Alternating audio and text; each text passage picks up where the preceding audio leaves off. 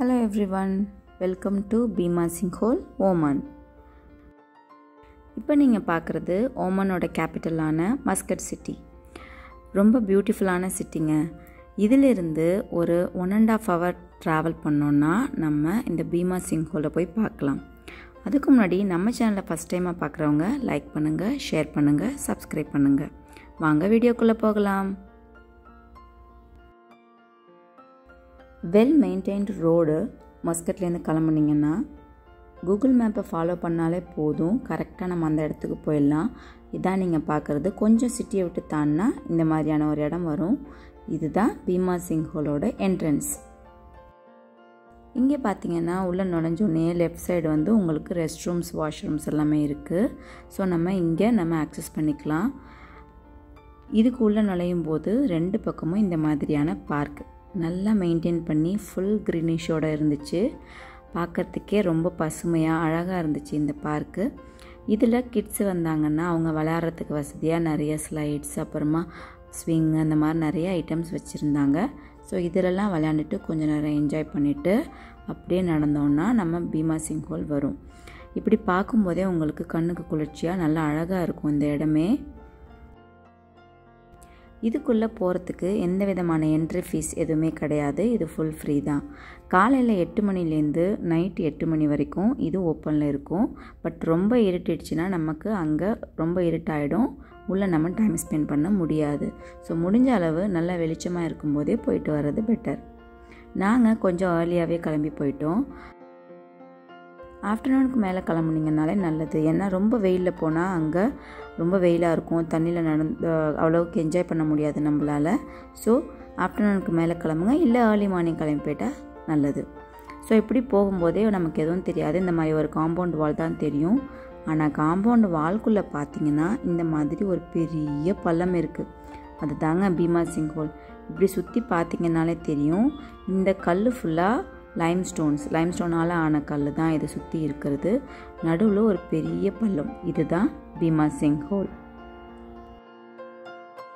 பார்க்குறதுக்கே பிரம்மாண்டமாக இருக்குல்ல? ஆமாங்க, எங்களுக்கும் பார்த்தோன்னே பிரமிப்பாக இருந்துச்சு. இந்த இடத்துல எப்படி இவ்வளோ பெரிய ஒரு பள்ளம் வந்துச்சுன்னு பார்த்தீங்கன்னாலே தெரியும். நிறைய படிக்கட்டு இருக்குது. அது வழியாக இறங்கி தான் நம்ம உள்ளே போக முடியும். பொறுமையாக இறங்கணும். கொஞ்சம் ஏஜ்டு பர்சனாக இருந்தால் இறங்குறது ஏறுறதெல்லாம் கஷ்டம். ஸோ சின்ன பசங்க ஜாலியாக இறங்கிடுவாங்க. கொஞ்சம் வயசானவங்கன்னா இறங்குறது கொஞ்சம் கஷ்டமாகவே இருக்குது. இறங்குறத விட ஏறுறது கொஞ்சம் கஷ்டமாக இருந்துச்சு.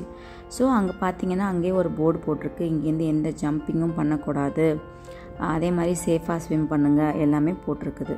ஸோ நீங்கள் அதெல்லாம் கேர்ஃபுல்லாக மைண்டில் வச்சுட்டு நம்ம உள்ளே போகணும்.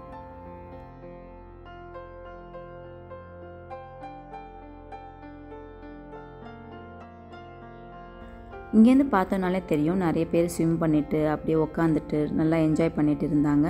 நல்ல டர்காய்ஸ் க்ரீன் கலர் வாட்டருங்க, ப்ளூ கலர் வாட்டர் இல்லை, இது நல்ல க்ரீன் கலர் வாட்டர். ரொம்ப நல்லா இருந்தது பார்க்குறதுக்கே. ஸோ எப்படா போய் அதில் என்ஜாய் பண்ணலாம் அப்படிங்கிற ஒரு ஆர்வத்தோடு எல்லோரும் இறங்கி போகணும்.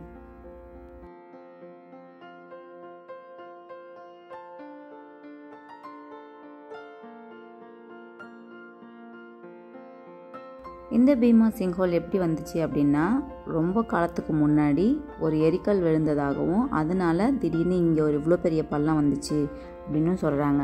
இதுக்கு கொஞ்சம் பக்கத்துலேயே கடல் இருக்கிறதுனால அந்த கடல் தண்ணி தான் உள்ளே வந்துச்சுன்னு சில பேர் சொல்கிறாங்க. பட் இதில் இருக்க வாட்டர் வந்து லைட்டாக உப்பு கரிக்கிற மாதிரி தான் இருந்துச்சு, சால்ட்டி வாட்டராக தான் இருந்தது லைட்டாக. ஸோ அதனால் எங்கேருந்து எப்படி தண்ணி வருதுன்னு தெரியல, பட் என்னென்னமோ இங்கே தண்ணி இருந்துகிட்டே இருக்குது.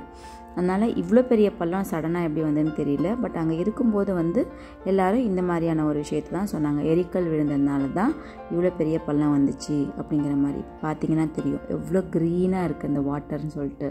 பார்க்குறதுக்கு ரொம்ப நல்லா இருந்துச்சு. என்னென்னா இதில் வந்து குட்டி குட்டி ஃபிஷ்ஷஸ் இருந்துச்சு. அந்த மீனெல்லாம் நம்ம போய் அங்கே காலை வச்சுட்டு உட்காந்தோம்னாலே போதும், நம்ம காலை சுற்றி வந்து அழகாக அதுவே வந்து அழகாக நமக்கு ஃபிஷ் மசாஜ் நேச்சுரலாகவே கிடச்சிது. இப்போ பார்த்திங்கன்னா தெரியும் குட்டி குட்டி ஃபிஷ்ஷு நம்ம போய் இப்படி வச்சுட்டு உட்காந்தாலே சூப்பராக நம்ம காலை வந்து மசாஜ் பண்ணி க்ளீன் பண்ணிடுது. இதுக்காகவே நிறைய பேர் வராங்க. ஸோ இதை என்ஜாய் பண்ணுறதுக்கு நாங்களுமே கொஞ்சம் நேரம் இப்படியே தான் உட்காந்துருந்தோம். போய் ஸ்விம் பண்ணணும்னு தோணலை, அவ்வளோ நல்லா இருந்துச்சு.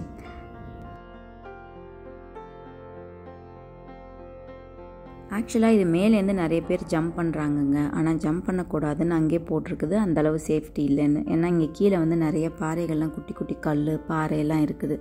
ஏதாவது அடிபட்டுடும் அப்படிங்கிறதுக்காக தான் அவங்க அப்படி சொல்கிறாங்க. பட் நிறைய பேர் வந்து ஜம்ப் பண்ணாங்க மேலேருந்து. பீமா சிங்கோலை பொறுத்தளவு நீங்கள் கார் பார்க்கிங் ஏரியா காமிச்சேன் இல்லையா, அந்த இடத்துலையே உங்களுக்கு வாஷ்ரூம் இதெல்லாம் இருக்குது. பட் செப்பரேட்டாக பாத்ரூம்ங்கிறது கிடையாது. நீங்கள் குளிச்சுட்டு அங்கே தான் போயிட்டு நார்மலாக இருக்கிற ஷவர்லேயே தான் நீங்கள் வாஷ் பண்ணிட்டு ட்ரெஸ் சேஞ்ச் பண்ணுற மாதிரி இருக்குது. இன்னொன்று இங்கே உள்ள மைனஸ் என்ன அப்படின்னா, ஃபுட் கோர்ட் மாதிரி எதுவுமே கிடையாது. சடனாக உங்களுக்கு தண்ணியோ இல்லை ஃபுட்டோ வேணும்னா இங்கே அந்த மாதிரி ஷாப்ஸ் எதுவும் இல்லை. உங்களுக்கு வேணுங்கிற திங்ஸு நீங்களே தான் எடுத்துகிட்டு வரணும். கார் பார்க்கிங் ஏரியாலேருந்து ஒரு 200-300 மீட்டர்ஸ் நீங்கள் நடக்கிற மாதிரி இருக்குது, அவ்வளோதான். ஸோ என்னென்ன திங்ஸ் வேணுமோ மோஸ்ட்லி நீங்களே எடுத்துகிட்டு வந்துடுறது பெட்டர். நாங்கள் இந்த பீமா சிங்கோலில் நல்லாவே என்ஜாய் பண்ணிட்டோம். நீங்கள் ஒமன் போனீங்கன்னா கண்டிப்பாக இந்த இடத்த விசிட் பண்ணுங்கள். மீண்டும் இன்னொரு வீடியோவில் சந்திக்கிறேன். தேங்க்ஸ் ஃபார் வாட்சிங்.